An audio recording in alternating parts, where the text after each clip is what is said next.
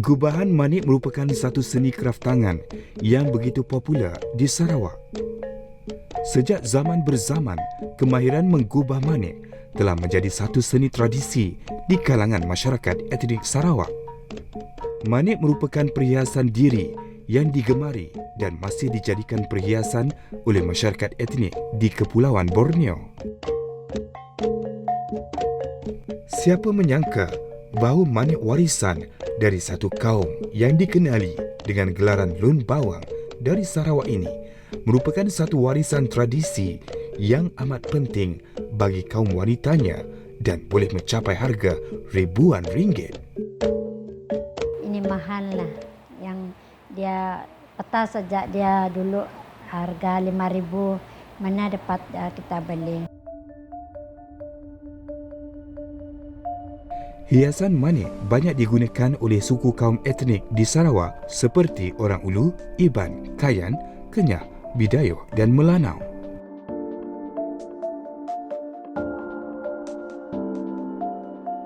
Kerana kesukaran mendapatkan manik ini, seorang usaha wanita yang dikenali dengan nama Puan Litat Muluk telah berusaha belajar sendiri kaedah pembuatan manik dari tanah liat lebih 20 tahun dahulu.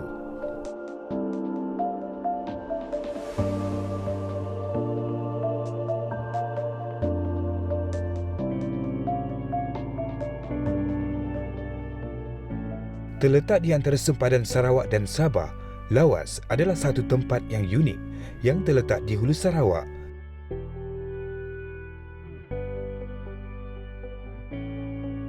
Walaupun tidak disebut di dalam perlembagaan, kaum Lun Bawang diletakkan di bawah kategori orang Ulu bersama bangsa dan 27 kaum yang lain seperti Kayan, Kenyah, Kajang, Kejaman, Punan, Ukit, Penan, Lundaih, Murut, Berawan, Kelabit dan sebagainya.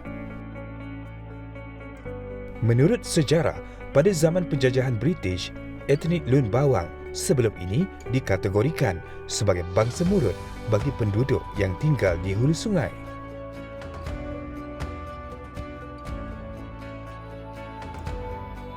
Namun, setelah tahun 70-an, kaum Lun Bawang tidak lagi dikategorikan sebagai kaum Murut dan dikenali dengan gelaran mereka sendiri iaitu Lun Bawang, yang mana perkataan Lun bermaksud orang dan Bawang bermaksud tempatan.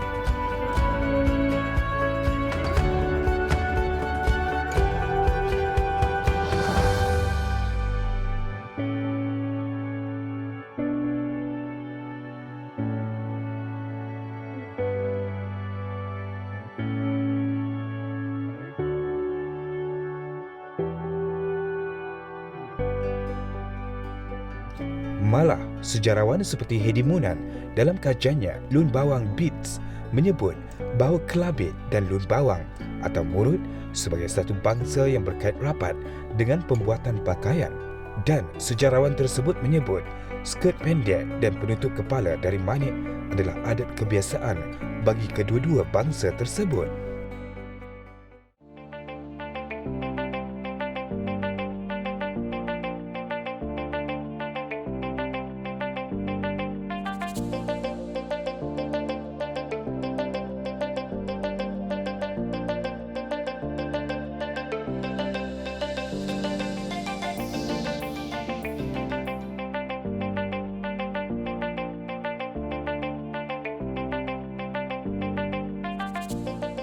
Kini, etnik ini lebih dikenali sebagai Lun Bawang bagi merujuk kaum yang tinggal di kawasan Lawas, Limbang dan sekitar Sarawak dengan jumlah penduduk seramai 16,038 orang berdasarkan bancian rasmi pada tahun 2010.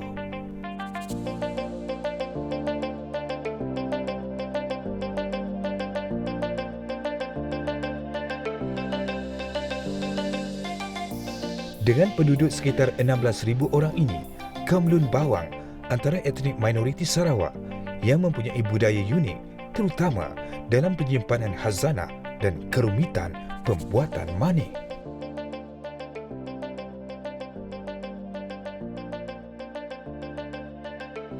Kini, terdapat lebih beribu variasi manik di seluruh dunia, termasuk di benua Afrika.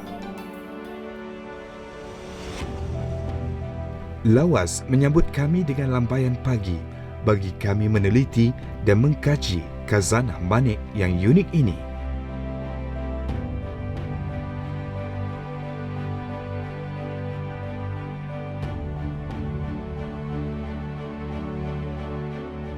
Terkenal dengan maskot kerbau, menyimpan khazanah warisan negara.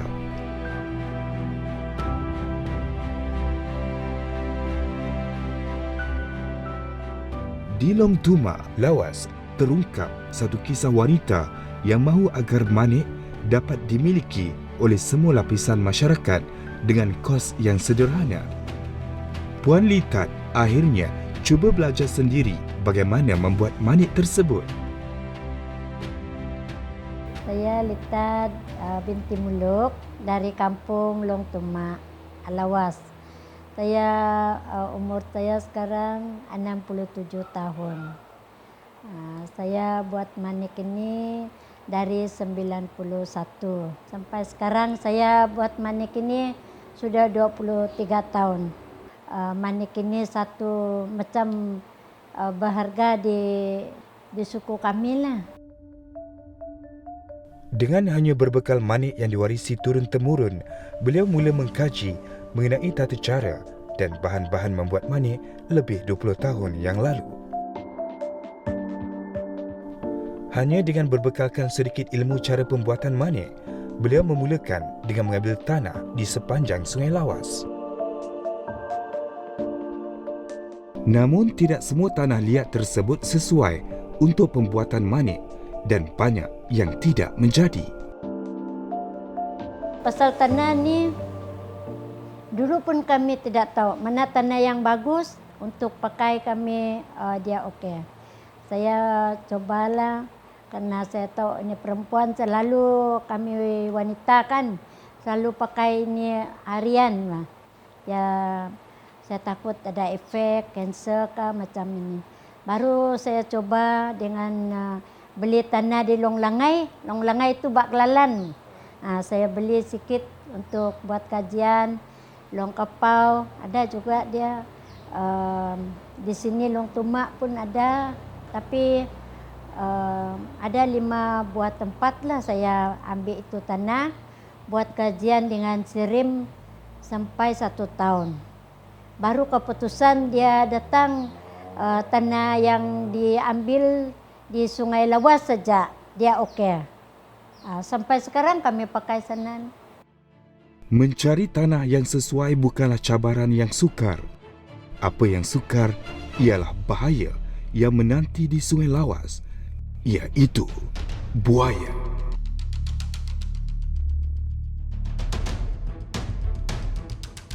Kehadiran buaya di Sungai Lawas dahulunya adalah satu pemandangan yang asing.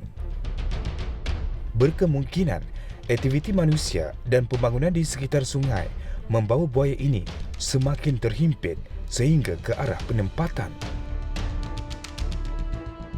Menunggu mencari mangsa sehingga membahayakan.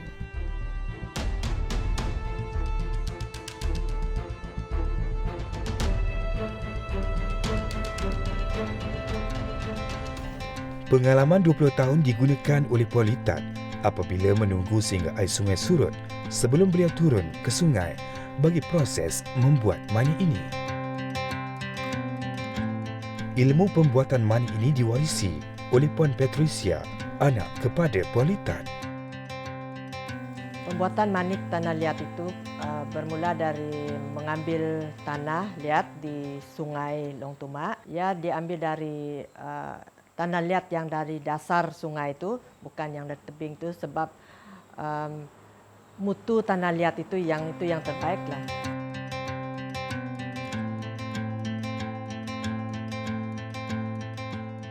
Proses pertama ini adalah proses penyaringan di mana para pekerja akan mengambil tanah yang telah dipilih dan diletakkan di dalam penapis bagi mengasingkan benda asing yang terdapat di dalam sungai.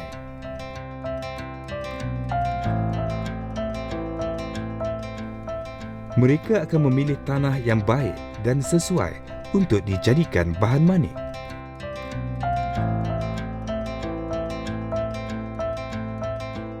Proses ini mengambil masa kira-kira 30 minit sehingga sejam, bergantung kepada jumlah tanah yang telah mereka perolehi pada hari tersebut.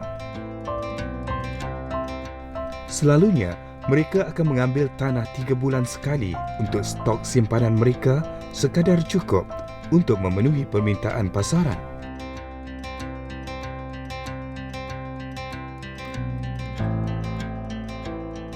Tanah liat yang telah disaringkan diletak di atas satu bekas dan dijemur.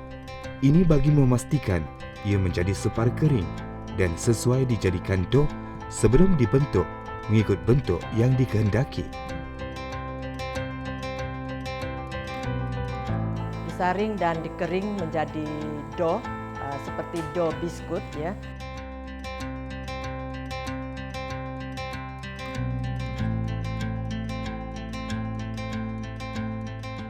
Setelah proses saringan, ia memerlukan tanah tersebut diuli sehingga membuat bentuk yang dikehendaki.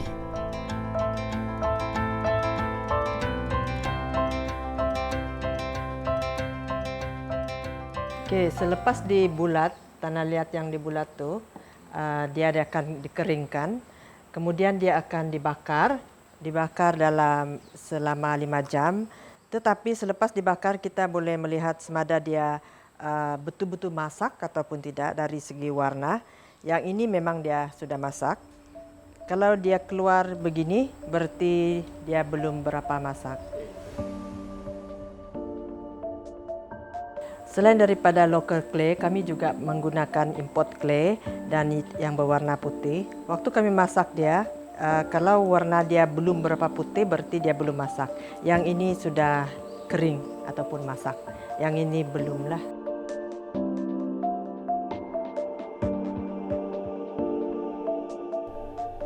Tenaga penduduk tempatan diupah bagi melakukan proses ini yang mempunyai kemahiran tersendiri seperti membentuk manik dan melukis.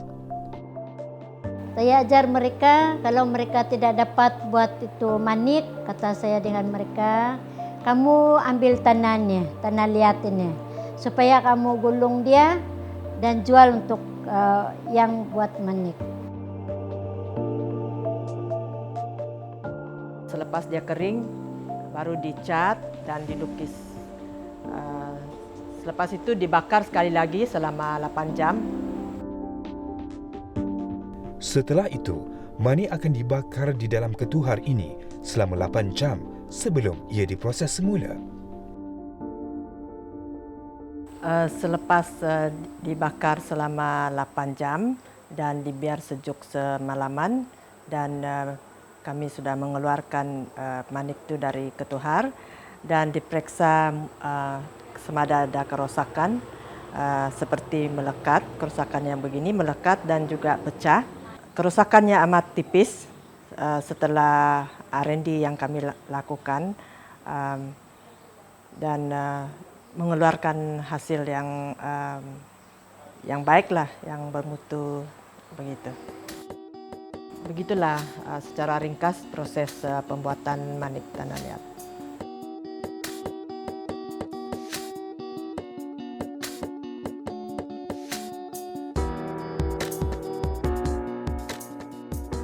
Nama yang saya pakai ini peta, yang manik ini bau tulang.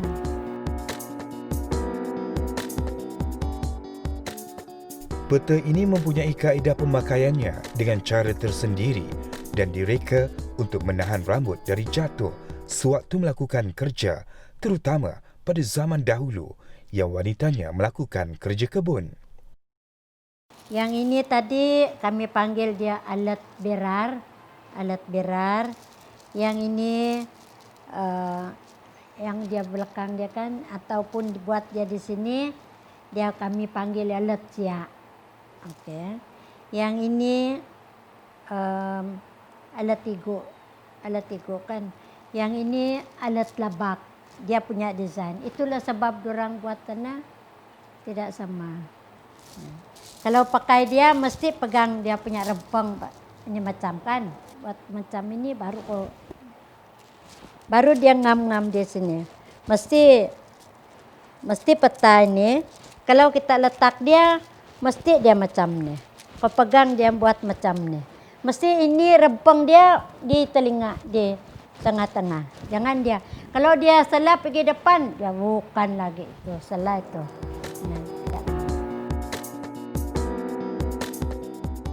Untuk menggunakan peta, si pemakai mestilah memegang apa yang dikenali sebagai rempang dan disarungkan di kepala agar ia sekata.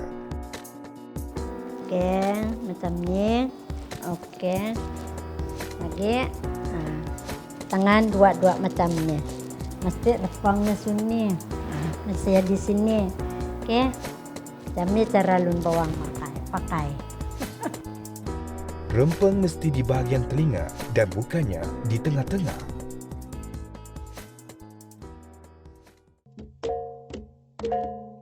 Cara pemakaian juga amat dititik beratkan kerana cara pemakaian yang betul bermaksud warisan ini dikekalkan di kalangan masyarakat.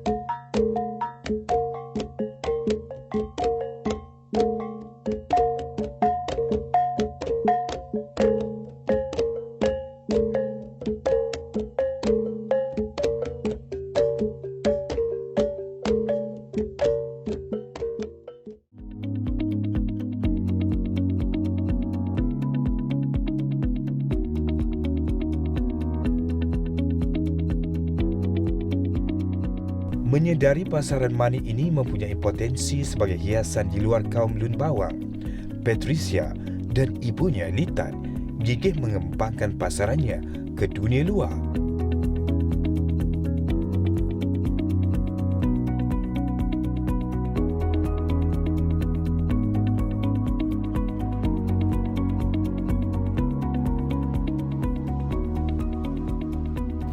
Lukisan yang moden ini sebetulnya mulai dengan orang yang pelanggan kami juga nih.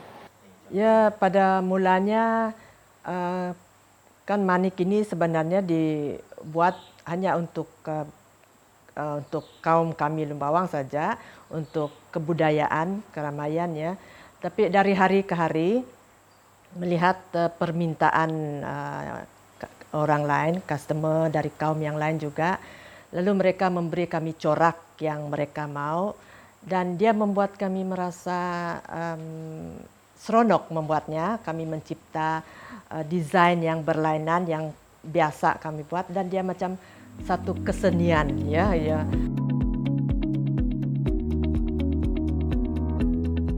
Pasaran dan permintaan kini juga semakin banyak, terutama di luar kawasan lawas, sama ada dari penduduk tempatan, luar Sarawak atau luar negara.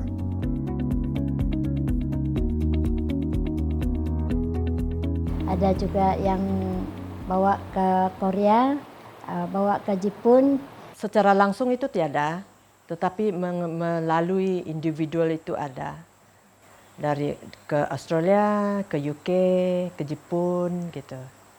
Secara online dari saya itu secara langsung itu tidak ada sebab kebanyakan customer saya pergi online. Jadi kalau saya pergi online itu akan menghalang bisnes mereka karena saya mau customer saya banyak dan saya tidak mau mengganggu mereka membuat pemasaran online.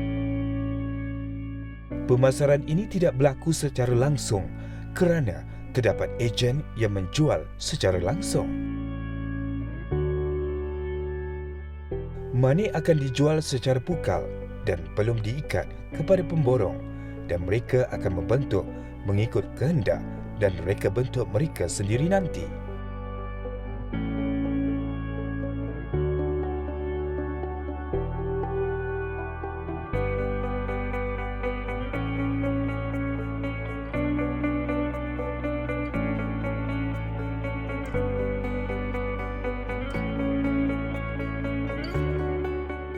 Tidak, kami semua ada sukulun bawangnya ada patah dan bau tulang.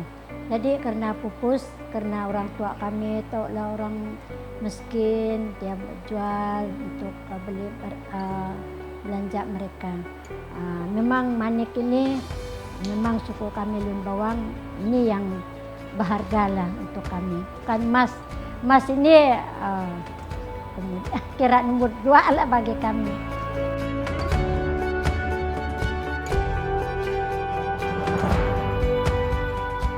Khazanah warisan negara ini tersemadi di Lawas dan dijaga oleh Puan Litan serta anaknya Patricia bagi masyarakat Lun Bawang.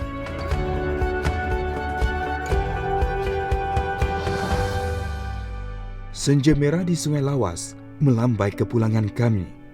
Namun, kita terus berharap agar Lawas menjaga baik khazanah negara Malaysia ini.